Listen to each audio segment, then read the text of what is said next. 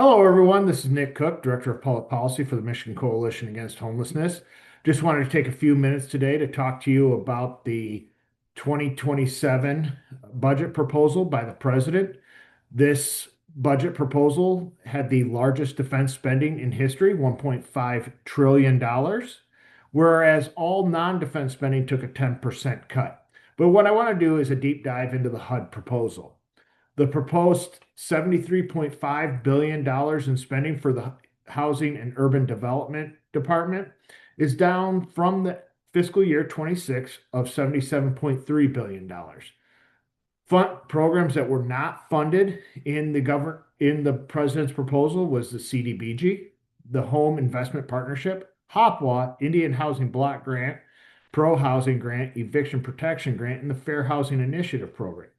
And if any of our COCs receive funding for new PSH construction, that was not authorized either. Nor was there any funding for the youth homelessness demonstration project.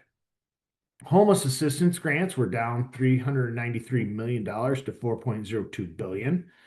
When they also reframed moving away from housing first and looked at expanding emergency solution grants, which include transitional housing and emergency sheltering, which we know from our homeless management information system database in Michigan is not as successful as housing first.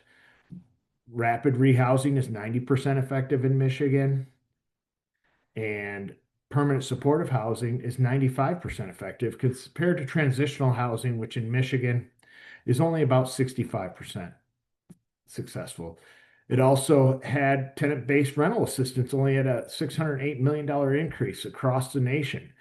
What this increase will not cover all renewals. So essentially, it is a cut. Other notable section was Section 202, which is your senior citizens housing. That was cut.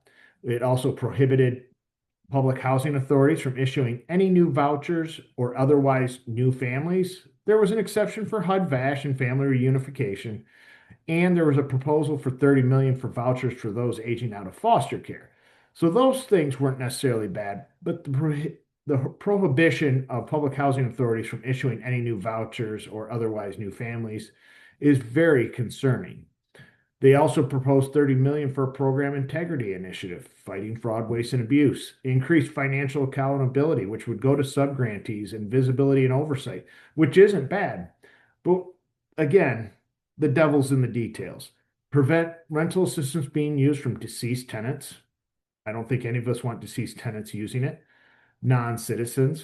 We know in Michigan that non-citizens do not receive public housing assistance. However, the one catch-all was entities that use the funding to proselytize woke agendas. What does that mean? We don't know. Does that include DEI, LGBTQ, or does that just include people that talk about housing first, which we know works the best? So this was the President's HUD proposal. We're asking you all to take action. Go to Micah's website, do our action alert that is calling for you to email your members of Congress and ask for them to reject the president's HUD proposal. Thank you and have a great day.